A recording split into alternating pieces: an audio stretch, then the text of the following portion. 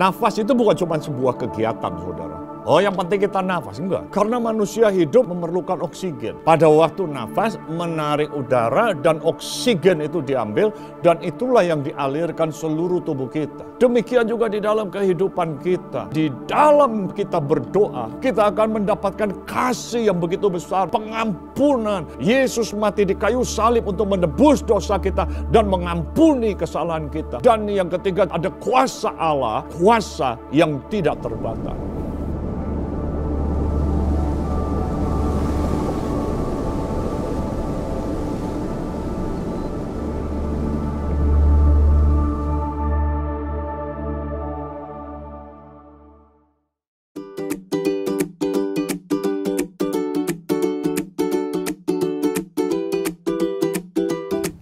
Halo Star Kids. Selamat datang di Star Kids.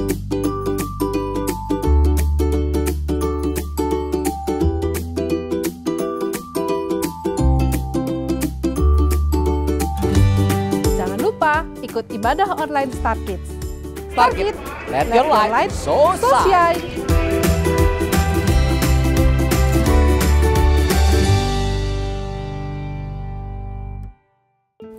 Selamat hari Minggu, saudara.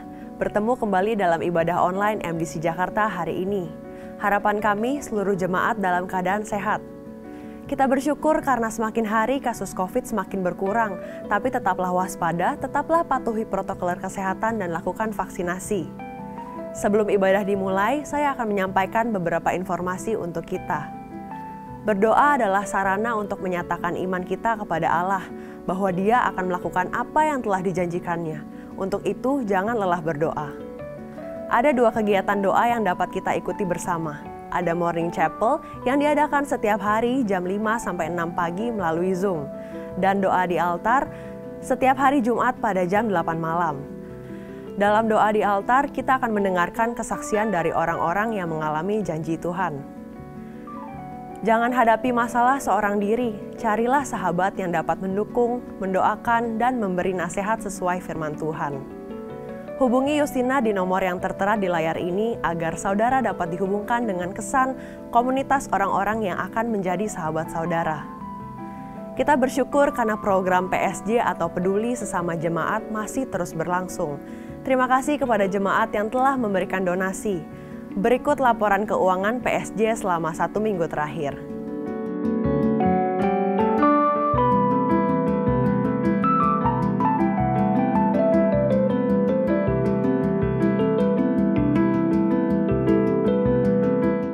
Sebentar lagi kita akan masuk dalam pujian, penyembahan, dan firman. Firman Tuhan hari ini akan disampaikan oleh Pendeta Lukito Budiharjo dengan tema Inhale. Catatlah hal-hal penting yang saudara dapatkan agar dapat saudara pelajari lebih lanjut. Setelah itu, kita akan melakukan perjamuan kudus. Mohon siapkan roti dan anggur perjamuan masing-masing. Dan kita juga akan memberikan persembahan sebagai bagian dari ibadah kita, baik persembahan umum, persembahan perpuluhan, dan persembahan misi. Nomor rekening dan QR Code untuk memberikan persembahan tertera di layar saudara. Demikian informasi untuk hari ini. Selamat beribadah. Tuhan Yesus memberkati. 1, 2, 3, 4. Kami datang kepadamu Tuhan, membawa syukur kami. Syukur buat kasih setiamu, anugerahmu di dalam kehidupan kami Bapa.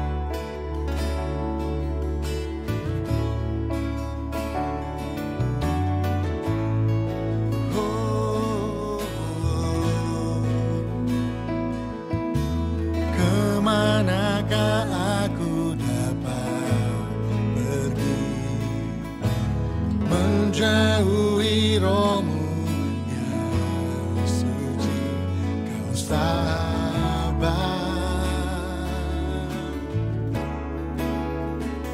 dan kau dekat.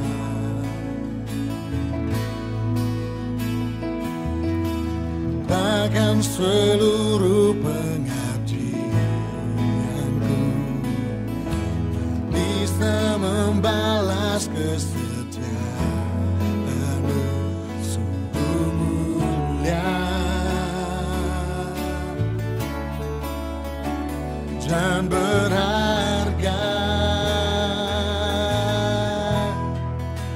Sungguh besar pengorbananmu bagiku, terlalu dalam untuk dimengerti.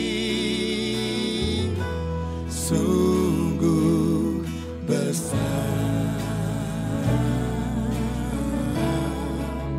sungguh indah yang kau pikirkan tentangku, tak terselami bagiku.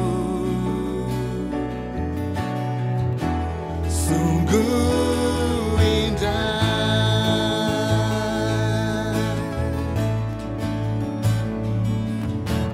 kemanakah aku dapat pergi, menjauhi rohmu yang suci.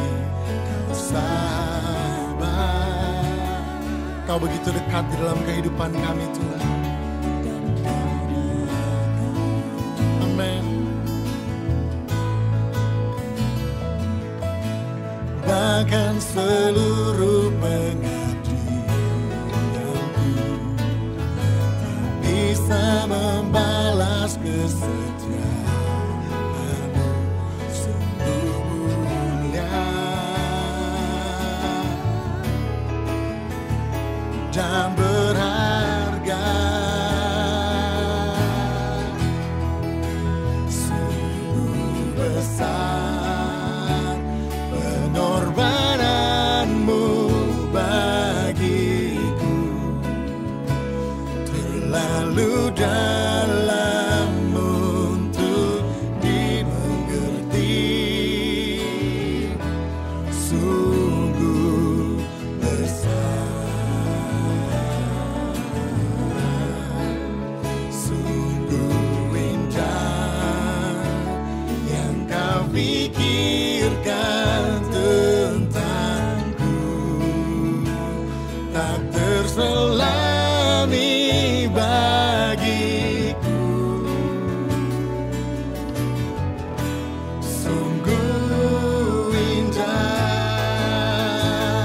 sungguh besar, sungguh besar pengorbananmu bagiku, terlalu dalam untuk dimengerti. Sungguh besar, sungguh indah yang kau pikirkan tentangku, tak terselami bagiku. Sungguh indah,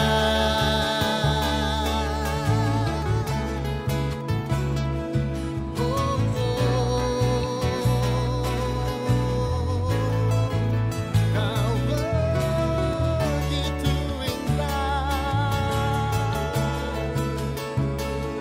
kasih-Mu sempurna. Kau gembalaku akan kekuranganku. Kami sembah Kau Tuhan, Kau yang layak ditinggikan. Mari sama-sama kita katakan, sungguh besar pengorbananmu bagiku, terlalu dalam untuk dimengerti. Sungguh besar, sungguh yang kau pikirkan tentangku tak terselami bagiku. Sungguh indah.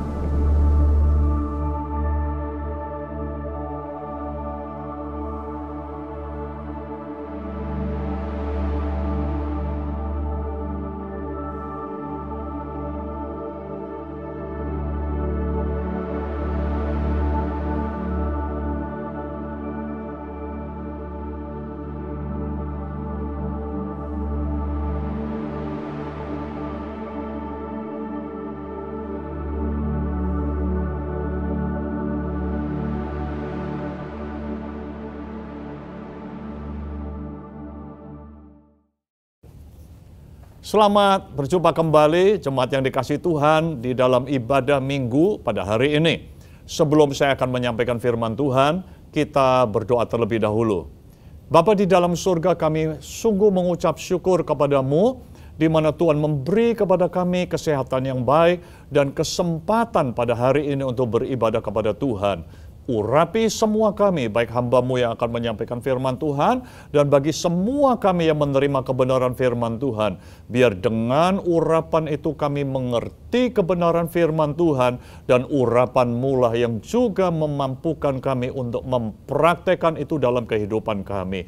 Terima kasih Tuhan, kami menaikkan doa kami di dalam nama Tuhan Yesus Kristus.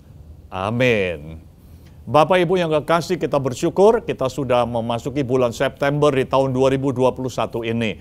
Dan tema kita adalah breathe, yaitu bernafas.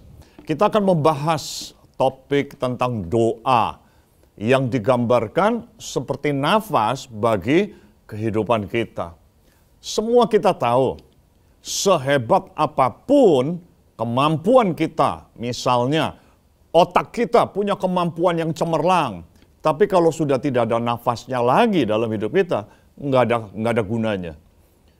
Badan kita mungkin begitu hebat, begitu kekar, begitu kuat, tapi kalau tidak ada nafasnya, nggak ada gunanya lagi. Kita mungkin menjadi orang yang sangat terampil dalam hidup kita, terampil dalam bekerja, terampil dalam berolahraga, terampil dalam segala hal. Tapi kalau sudah tidak ada nafasnya lagi, sudah tidak bisa apa-apa lagi. Karena itu, nafas merupakan sesuatu hal yang paling utama di dalam kehidupan kita. Ini bukan masalah opsional, boleh ada, boleh tidak. Tapi nafas adalah suatu keharusan. Harus ada di dalam kehidupan kita. Barulah kita menjadi makhluk hidup, dan setelah itu baru kita membangun bagian-bagian yang lain. Demikian juga bagi kehidupan kerohanian kita, doa diumpamakan seperti nafas. Artinya, kalau doa sudah tidak ada lagi di dalam kehidupan kita, maka saudara kita tidak akan bisa membangun apa-apa lagi dalam kehidupan kerohanian kita. Semua usaha pelayanan kita, semua usaha apapun di dalam kerohanian kita, tidak akan pernah bisa bekerja, tidak akan pernah bisa menghasilkan apa-apa kalau kita sudah kehilangan doa dalam kehidupan kita. Nah, sama seperti bernafas, ada kita tarik nafas, kita tahan, lalu kita lepaskan, hembuskan kembali nafas, dan ada juga deep breath, ya, kita tarik nafas dalam, kita tahan. Nah, kira-kira seperti itulah gambaran seperti orang bernafas itu yang kita akan bahas selama bulan September ini dalam 4 minggu. Saudara, kalau kita melihat para tokoh Alkitab di dalam perjanjian lama maupun perjanjian baru, jelas semua tokoh Alkitab memiliki kehidupan doa yang sangat konsisten, kehidupan doa yang sangat kuat di dalam kehidupan mereka. Salah satu contoh di dalam tokoh perjanjian lama, Abraham. Saudara, kalau kita membaca di dalam kitab Kejadian, kita menemukan kemanapun Abraham pergi, begitu sampai di satu tempat, hal pertama yang Abraham lakukan adalah dia membangun mezbah dan mempersembahkan korban bagi Allah. Dari sini jelas kita tahu bahwa Abraham adalah pribadi yang memiliki kehidupan doa yang sangat konsisten dan sangat kuat. Abraham menyadari bahwa keberhasilan di dalam perjalanan hidupnya, kemakmuran, kekuatan, pertolongan, apapun yang dia terima dalam kehidupannya sangat ditentukan dengan doa, yaitu hubungannya dia dengan Allah. Karena itu Abraham kemanapun dia selalu membangun mezbah bagi Tuhan. Contoh yang lain dalam perjanjian lama, Daud. Kalau Daud kita tidak perlu ragukan lagi. Di dalam kitab Mazmur sudah ditulis penuh sekali dengan doa-doa Daud. Ada yang doa keluhan, ada doa curhat, ada doa pengagungan, ada doa kekaguman Daud kepada Allah. Dan doa-doa yang lainnya. Dari kitab Mazmur kita bisa belajar banyak tentang kehidupan doa dari seorang yang bernama Daud.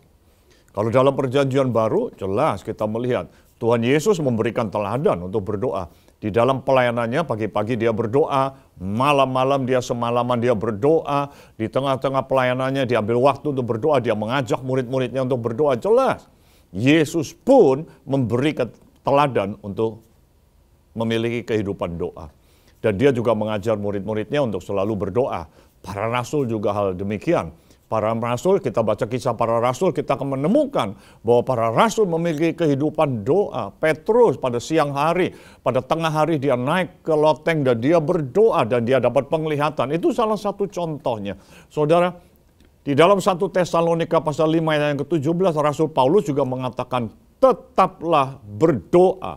Kalau terjemahan di dalam King James Version, bahasa Inggris dikatakan pray without ceasing. Berdoa tanpa henti-hentinya. Kenapa? Kenapa dari tokoh-tokoh perjanjian lama, Tuhan Yesus, para rasul, mereka selalu mengajarkan doa itu sesuatu hal yang begitu penting. Mereka memiliki kehidupan doa. Karena jelas doa adalah kekuatan utama di dalam pelayanan mereka. Seorang tokoh yang dikenal dengan The Great Awakening, ya, tokoh yang bernama Jonathan Edwards, dia mengatakan doa adalah ekspresi iman yang alami seperti bernafas bagi kehidupan. Jonathan Edwards pun mengatakan bahwa doa itu ekspresi iman yang alami. Prayer is as natural an expression of faith as breathing is of life. Jadi semua saudara, dari perjanjian lama, dari zaman perjanjian baru, sampai kepada masa ini, doa merupakan kekuatan. Doa merupakan unsur utama di dalam pelayanan. Martin Luther juga mengatakan, menjadi orang Kristen tanpa doa, tidak lebih mungkin daripada hidup tanpa bernafas. Jadi jelas, doa merupakan satu hal yang penting yang perlu mendapat perhatian khusus. Khususnya pada hari-hari ini. Kalau dikatakan tentang bernafas, hari-hari ini kita tahu di tengah-tengah pandemik, COVID atau coronavirus 19, COVID-19, COVID-19, saudara menyerang apa? Paru-paru. Dan kalau dia sampai sudah terjadi terlambat di dalam penanganannya, sulit bernafas, kemampuan sehebat apapun tidak bisa berbuat apa-apa lagi karena nafasnya berhenti. So, nafas merupakan sesuatu yang penting. Nah, kalau doa adalah nafas rohani, seperti nafas kehidupan, berarti doa bukan cuma 1 jam. Karena nafas juga dalam kehidupan kita juga bukan cuma 1 jam sehari kan. Tapi nafas sepanjang hari. Doa pun demikian. Doa bukan cuma kalau kita sudah doa pagi hari 1 jam cukup. Enggak. Sepanjang hari itu adalah merupakan bagian dari doa. Kita menghidupi kita dengan doa, yaitu komunikasi kita dengan Tuhan. Dan nafas, kalau kita lihat nafas dalam kehidupan orang, ada yang nafasnya kuat, ada yang nafasnya lemah. Kalau kita lihat olahraga, saudara, pemain bulu tangkis, sehebat apapun dia stroke-nya, sehebat apapun dia smash-nya, sehebat apapun dia permainan bulu tangkisnya, tapi kalau misalnya terjadi long set dan dia kehabisan nafas, maka seluruh kemampuannya dia yang begitu luar biasa hilang, saudara. Berantakan, stroke-nya pun jadi berantakan. Kenapa? Karena dia sudah kehabisan nafas. Pemain sepak bola, kalau kita lihat pemain sepak bola, sehebat apapun tendangannya, sehebat apapun dia bisa menguasai bola, kalau dia sudah kehabisan nafas, semua kemampuannya itu hilang. Jadi jelas bahwa nafas itu begitu penting. Dan ini nafas perlu dilatih. Ada yang nafasnya biasa, ada yang nafasnya kuat. Bahkan para atlet, kalau mereka masuk di dalam mau pertandingan, persiapannya, apa yang mereka latih, apa yang mereka kuatkan? Yang pertama adalah nafas. Latihan pagi hari. Latihan untuk apa? Supaya mereka punya nafas yang kuat. Demikian juga dengan doa. Kalau kita mau menguatkan, kalau kita mau pelayanan kita lebih efektif, kalau kita mau mengalami kehidupan kerohanian yang begitu kuat, begitu maju, maka yang perlu dibangun yang pertama adalah kehidupan doa. Nah, doa kita harus dilatih bukan menjadi doa yang biasa, tapi doa yang kuat. doa yang terlatih, doa yang semakin hari semakin dominan di dalam kehidupan kita. Nah, karena itu kita perlu tahu bahwa di dalam kita berdoa itu bukan cuma sebuah kegiatan. Nafas itu bukan cuma sebuah kegiatan, saudara. Oh, yang penting kita nafas. Enggak. Saudara, pada waktu kita bernafas, kita menarik udara. Dan di dalam udara itu apa yang diambil oleh paru-paru kita? Oksigen. Karena manusia hidup harus memerlukan oksigen. Pada waktu nafas, menarik udara dan oksigen itu diambil. Dan itulah yang dialirkan seluruh tubuh kita. Dunia medis menunjukkan bahwa oksigen adalah kebutuhan utama hidup manusia. Jadi bukan soal nafasnya saja. Tapi pada waktu nafas mengambil oksigen. Bahkan dunia medis mengatakan otak kita nih, walaupun hebat cemerlang, hanya bisa bertahan tanpa oksigen hanya dalam waktu 4-6 menit. Kalau dalam 4-6 menit dia tidak mendapat oksigen, maka otak itu akan mengalami kerusakan. Bahkan mengalami kerusakan secara permanen kalau sudah lebih dari 6 menit. Dalam peristiwa tertentu, dalam kejadian tertentu, pada waktu saya mencari informasi ini, saya menemukan ada kasus-kasus khusus. Seorang anak yang tenggelam di daerah yang dingin sekali. Dia bisa bertahan selama 1 jam walaupun dia tidak mendapatkan oksigen. Itu kasus khusus. Kenapa? Karena keadaan yang sangat dingin telah menghambat bagian-bagian yang lain. Dan itu adalah satu kasus yang sangat langka. Tapi pada umumnya, kalau otak sudah tidak mendapatkan oksigen lebih dari 4 atau lebih dari 6 menit, dia akan mengalami kerusakan. Demikian juga di dalam kehidupan kita. Saudara, doa tidak bisa sekali-sekali, tapi doa adalah sesuatu yang perlu kita bangun dalam hidup kita, bukan hanya aktivitasnya. Tapi apa yang kita dapatkan di dalam doa. Sama seperti yang tadi saya jelaskan. Nafas bukan cuma aktivitas nafas, tapi untuk menarik oksigen O2 di dalam kehidupan kita. Nah, oksigen atau O2 bagi rohani kita itu apa? Oksigen dalam kehidupan rohani kita dari doa yang kita dapatkan adalah karya Kristus di dalam kehidupan kita. Atau yang kita sebut anugerah Allah. Anugerah Allah itu kita dapatkan melalui Kristus. Yaitu meliputi 3 hal ini. Yaitu apa? Kasihnya, pengampunan melalui pengorbanannya, dan kuasanya melalui kuasa kebangkitan Kristus. Saudara, pada waktu kita bernafas, kita akan mendapatkan 3 hal ini. Kita akan mendapatkan kasih Allah. Kita semakin menyadari bahwa kita hidup di dunia ini tidak sendirian.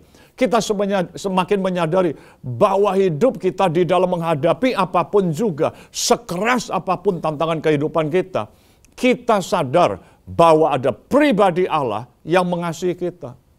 Saudara, manusia tidak bisa hidup tanpa kasih.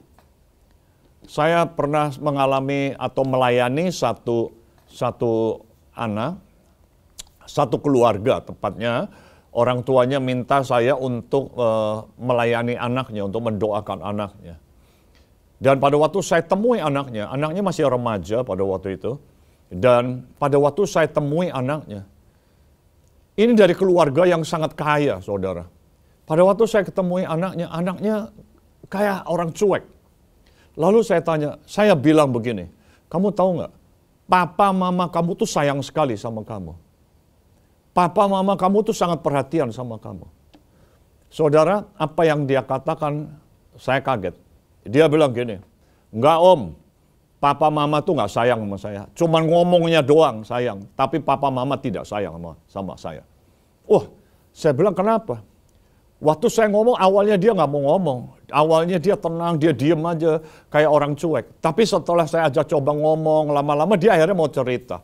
Dan waktu dia cerita, dia bilang, papa mama ngomong sayang, mana buktinya? Dia bilang, mereka sibuk sendiri, papa sibuk, mama sibuk, nggak pernah kasih perhatian sama saya. Dia bilang, ya memang mereka kasih uang. Dia bilang, om, aku nggak perlu uang mereka. Aku perlu perhatian mereka. Aku perlu waktu mereka. Saudara, seorang anak hidup dalam fasilitas yang begitu melimpah. tapi dia tidak merasa dikasihi. Orang tuanya memberikan kasih sayang dengan caranya mereka, tapi sang anak tidak merasa dikasihi. Apa akibatnya? Dia merasa kering. Dia merasa hidupnya hampa. Saudara, manusia tidak bisa hidup tanpa kasih. Di sisi yang lain, satu kali saya pernah pelayanan di Amerika, di satu kota. Dan selama di kota itu, gereja di mana saya tempat melayani, menunjuk satu anak muda. Karena kebetulan lagi libur, dia diminta untuk menemani saya. Dan saya dibawa jalan-jalan sama dia pada waktu siang hari, waktu kosong. Dan karena selama beberapa hari saya berjalan bersama dia mulai berani cerita. Om, kasih itu apa sih Om? Oh, saya bilang, kasih adalah sesuatu yang kita bisa rasakan bahwa itu akan membuat kita rasa nyaman, itu akan membuat rasa kita tenang. Saya bilang, kasih itu adalah suatu pernyataan yang kita bisa rasakan. Nah itu dia bilang, Om, mungkin saya belum pernah merasakan apa yang namanya kasih. Oh, saya kaget. Kenapa kamu ngomong begitu? Singkat cerita dia bilang gini, saya dari kecil, dari SD, belum lulus kelas 6, saya sudah dikirim ke luar negeri. Saya sekolah di luar negeri, saya cuma dikasih ditaruh, ada rumah, ada pembantu yang mengawasi, orang tua saya cuma datang sekali-sekali, lalu setelah saya lulus SMA, lulus SMP, saya pergi ke Amerika, SMA saya di Amerika, dan dia bilang, saya rasa saya nggak punya keluarga. Oh, saya bilang kamu kan ada papa mama. Iya, papa mama datang, tapi saya tidak merasa mereka bagian dari hidup saya, dan saya pun tidak merasa bahwa saya adalah bagian dari hidup mereka. Wow, saudara, anak ini atau pemuda ini tidak merasakan kasih dalam hidupnya. Sehingga dia bilang gini, saya tidak pernah kepingin untuk liburan pulang ke Indonesia. Kenapa? Buat apa saya ke sana? Saya juga seperti orang asing.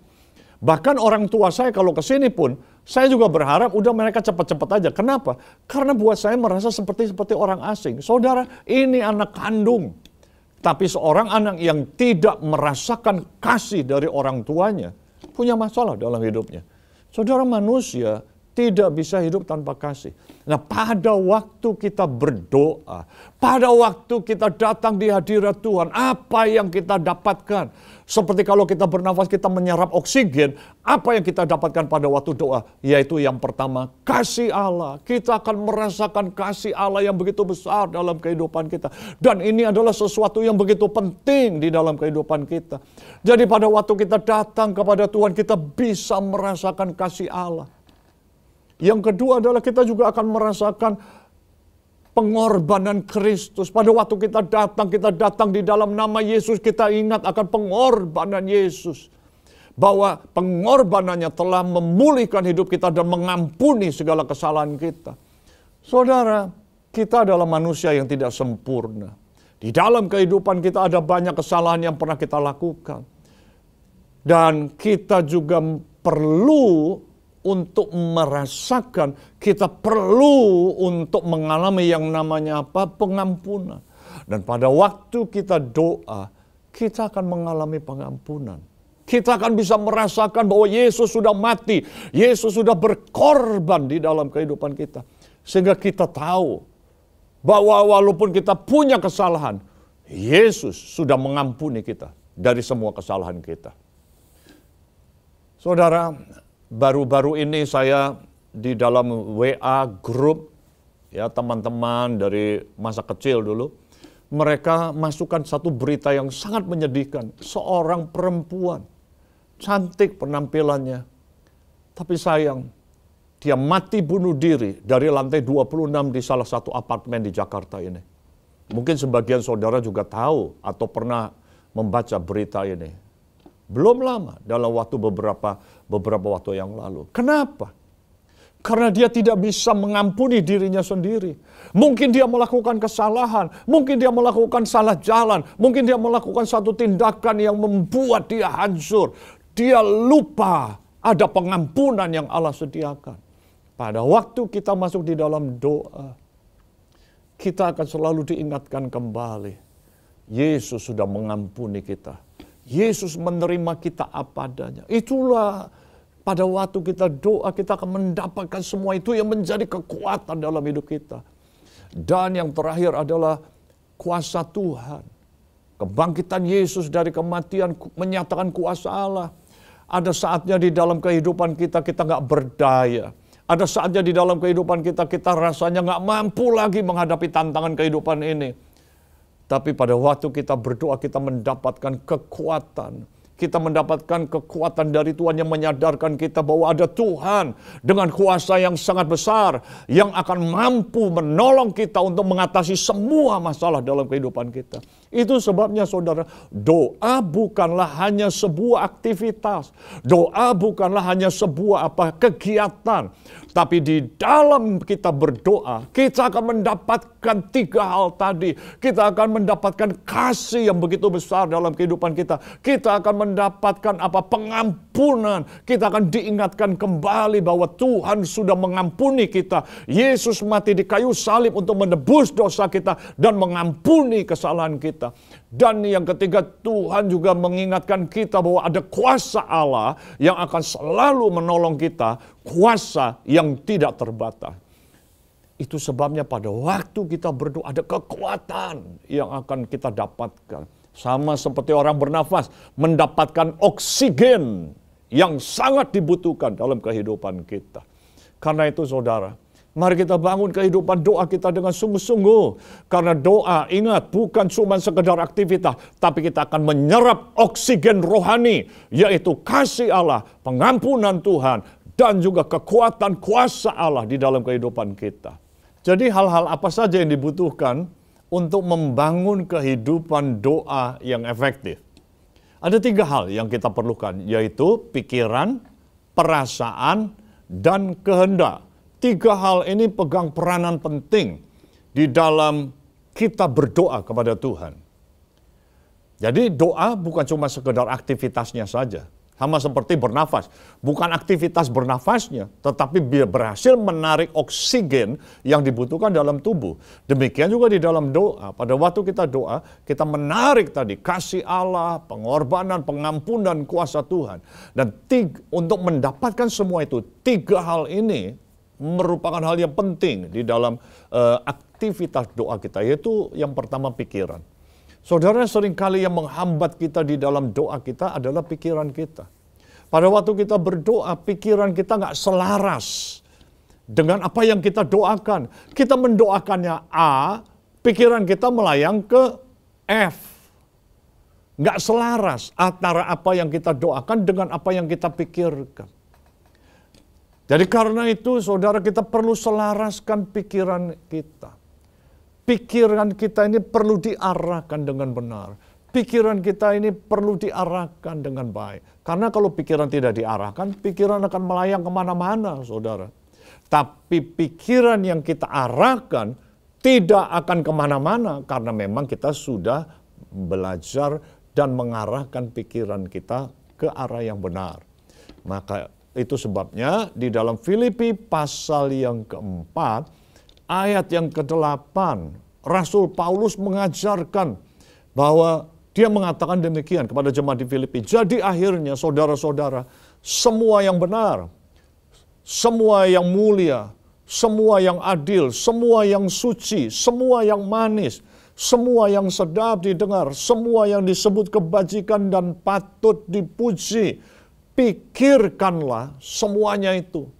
Kenapa Paulus memberikan pesan demikian? Bahwa semua yang mulia, semua yang baik, semua yang patut dipuji, itu tidak akan muncul begitu saja. Tapi Paulus sedang mengajarkan fokus dan arahkan pikiran kita kepada hal yang positif. Demikian juga pada waktu kita berdoa. Arahkan pikiran kita kepada pribadi Tuhan. Maka doa kita akan menjadi hidup.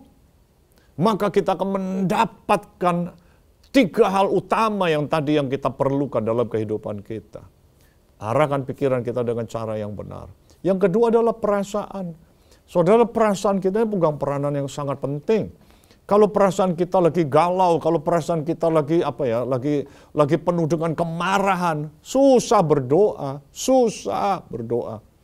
Percayalah, kalau kita lagi marah, mau doa pun susah.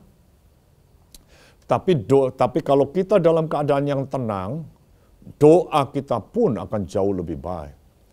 Tuhan Yesus pernah mengatakan di dalam Matius pasal yang kelima, Matius pasal yang kelima ayat 23 dan 24 dikatakan demikian, sebab itu jika engkau mempersembahkan persembahanmu di atas mezbah dan engkau teringat akan sesuatu yang ada dalam hatimu, saudaramu terhadap engkau, tinggalkanlah persembahanmu itu di mezbah itu dan pergilah berdamai dahulu dengan saudaramu, lalu kembali untuk mempersembahkan persembahanmu itu. Tuhan tahu kalau engkau masih punya ganjalan waktu engkau doa, doamu akan terhalang. Lebih baik kamu tinggalin dulu, kamu berdamai dulu. Selesaikan dulu, baru persembahkan kembali persembahan itu. Dan lebih lanjut, Rasul Petrus juga mengatakan di dalam 1 Petrus pasal yang keempat ayat yang ke-7. Dia bilang begini, kesudahan segala sesuatu sudah dekat. Karena itu kuasailah dirimu dan jadilah tenang. Supaya apa? Supaya kamu dapat berdoa. Jadi saudara, Rasul Petrus menyadari bahwa kamu kuasai diri supaya kamu tenang. Dan kalau kamu tenang, kamu dapat berdoa. Jadi perasaan kita ini juga perlu kita sangat pegang peranan penting di dalam doa kita. Nah lalu gimana pertanyaannya? Kalau kita lagi galau gimana Pak? Kalau kita lagi marah gimana? Nggak boleh doa? Boleh. Kalau kita lagi marah, kita ngadu sama Tuhan. Tuhan aku lagi marah, Tuhan aku lagi kesel sama itu. Beri aku damai sejahtera-Mu Tuhan. Ya, tapi jangan kita terus pelihara kemarahan kita, jangan terus kita pelihara ganjalan di hati kita. Itu yang akan menjadi penghalang di dalam doa kita sehingga doa kita tidak bisa menjadi efektif. Dan yang terakhir adalah kehendak atau keinginan kita. Alkitab mengatakan ada yang berdoa tapi nggak dapat apa-apa karena doanya dipakai untuk memuaskan keinginannya. Saudara, bicara tentang kehendak. Kalau kita mau mendapatkan yang terbaik dari Tuhan, kehendak Tuhanlah yang terbaik, bukan kehendak kita. Ketika kita berhasil mengikuti apa yang menjadi keinginan Tuhan, maka disitulah kita mendapatkan yang terbaik. Itulah yang Yesus lakukan. Ketika dia bergumul di Taman Getsemani, ya Bapa, kalau boleh cawan ini lalu daripadaku. Tapi janganlah kehendakku, tapi biarlah kehendak-Mu yang jadi. Not my will, but your will be done. Biar kehendak-Mu yang terjadi. Dan ketika Yesus menyerahkan kehendaknya sepenuhnya kepada kehendak Bapa, Yesus mendapatkan yang terbaik. Bangkit dari kematian, dimuliakan. Kemuliaan itu merupakan satu gambaran, contoh buat kita semua, keteladanan buat kita semua, bahwa ketika kita berani menyerahkan kehendak kita dan mengikuti kehendak Bapa, kita bukan dapat yang biasa-biasa, apalagi kita dapat yang buruk. Jauh dari itu saudara, justru kita mendapatkan yang terbaik. Jadi mengerti dan mengikuti kehendak Bapa, justru kita akan dapatkan yang terbaik. Jadi saudara, mari kita bangun kehidupan doa kita yang merupakan nafas, yang digambarkan seperti nafas, ya, kekuatan yang luar biasa dalam kehidupan kita. Sehingga semua pelayanan kita, semua aktivitas di dalam kehidupan kita, seluruh keberadaan kehidupan kita akan menjadi kuat karena nafas yang unsur utama dalam hidup kita ini sehat. Bernafaslah dengan sehat, bernafaslah dengan kuat. Berdoalah agar kerohanian kita menjadi sehat. Berdoalah dengan sungguh-sungguh agar kerohanian kita menjadi kuat. Dan seluruh kehidupan kita akan menjadi maksimal di dalam Tuhan. Saudara, saya kembali mengajak setiap kita. Mari membangun kembali kehidupan doa kita, membenahi kehidupan doa kita dengan cara yang baik, dengan cara yang benar. Mari kita akhiri ibadah itu, penyampaian firman Tuhan pada hari ini dengan doa bersama-sama. Kita berdoa. Bapa di dalam surga, kami bersyukur Engkau mengingatkan kami kembali untuk selalu membangun kehidupan doa kami dengan baik. Dan terus menjaganya, supaya jangan sampai kehidupan doa kami menjadi lemah, tapi biarlah kehidupan doa kami semakin menjadi kuat. Ajar kami Tuhan, bimbing kami terus, supaya kami terus membangun kehidupan doa kami dan kami merasakan manfaatnya yang begitu besar dalam hidup kami. Hamba berdoa untuk setiap anak-anak-Mu yang mengikuti ibadah online pada siang hari ini, apapun yang sedang mereka hadapi, biarlah mereka boleh merasakan kasih Tuhan, mereka boleh merasakan kekuatan dari Tuhan, mereka boleh mendapatkan pertolongan Tuhan yang mereka temukan melalui doa mereka. Terima kasih ya Tuhan. Di dalam nama Tuhan Yesus kami mengucap syukur. Amin.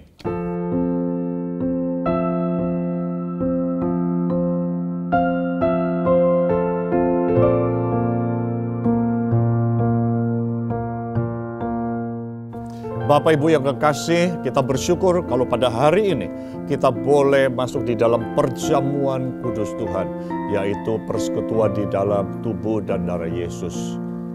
Mari kita siapkan hati kita untuk menerima tubuh dan darah Tuhan. Dan sebelumnya, saya ingin mengajak semua kita untuk berdoa terlebih dahulu. Kami bersyukur kepadamu untuk kasih-Mu yang sudah Engkau nyatakan bagi kami. Mengingatkan kami Tuhan, betapa Engkau Allah yang mengasihi kami, bukan hanya dengan perkataan, tapi Engkau menyatakan kasih-Mu melalui tindakan. Bapa terima kasih, kami percaya pada saat kami memakan tubuh dan darah Yesus, kasih-Mu akan masuk dalam kehidupan kami. Kuasa-Mu akan juga terus mengalir dalam kehidupan kami dan membawa pemulihan, membawa kesembuhan, membawa mujizat demi mujizat semakin nyata dalam kehidupan kami. Terima kasih ya Tuhan. Kami siapkan hati kami untuk menerima tubuh dan darah Yesus. Haleluya. Jemaat yang dikasih Tuhan, mari kita pegang tubuh Tuhan dengan tangan kanan kita. Kita bersyukur kepada Tuhan bahwa Dia sudah menyerahkan hidupnya, tubuhnya bagi saudara dan saya, sehingga kita sudah diampuni melalui iman percaya kita kepada pengorbanan Yesus di kayu salib. Mari kita makan bersama-sama tubuh Tuhan di dalam nama Tuhan Yesus Kristus.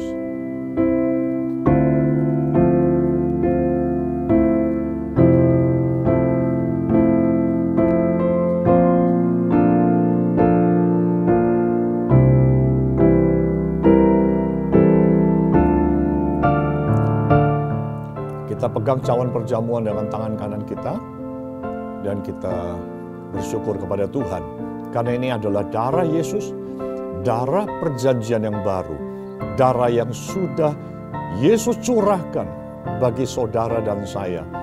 Dengan darah ini kita sudah dibeli, ditebus, sehingga kita bukan lagi menjadi milik kita, tetapi kita menjadi milik Kristus.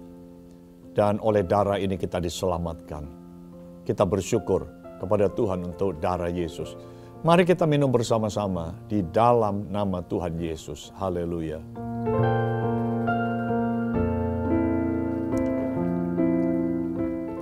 Mari kita bersyukur kepada Tuhan. Terima kasih ya Bapa, terima kasih ya Tuhan. Terima kasih Yesus untuk pengorbanan. Melalui persekutuan tubuh dan darah Yesus, kami percaya kami selalu dikasihi oleh Tuhan. Kami selalu diberkati, dibimbing oleh Tuhan. Kami selalu diberikan pertolongan oleh Tuhan. Ada kasih, ada kekuatan, ada kuasa yang selalu menyertai kami. Yaitu pribadi-Mu sendiri ya Tuhan, yang selalu mengasihi kami. Terima kasih Bapa. Kami bersyukur dalam nama Tuhan Yesus. Amin. Saudara, kita sudah tiba di akhir ibadah online hari ini. Kini saatnya kita berikan persembahan sebagai bagian dari ibadah kita. Dan sebagai ungkapan syukur kepada Tuhan, baik persembahan umum, persembahan perpuluhan, dan persembahan misi. Nomor rekening dan QR Code untuk memberi persembahan tertera di layar saudara. Namun sebelumnya, mari kita berdoa untuk persembahan, berdoa untuk jemaat, dan kita berdoa untuk bangsa dan negara kita. Dan kita akhiri dengan doa berkat bagi kita semua. Kita berdoa. Terima kasih Tuhan Yesus. Kami mengucap syukur kalau kami dapat mendengarkan firman. Mengucap syukur untuk kasih-Mu yang tidak pernah berubah di dalam hidup kami. Kami memberkati persembahan yang sudah kami terima. Kami berikan persembahan yang terbaik untuk Tuhan. Sucikan, kuduskan persembahan ini. Dan terima kasih untuk kebaikan Tuhan kepada kami. Aku berdoa untuk setiap jemaat. Tuhan sucikan, berkati keluarga demi keluarga. Agar keluarga demi keluarga menikmati kebaikan Tuhan. Hidup mereka senantiasa dilindungi oleh Tuhan.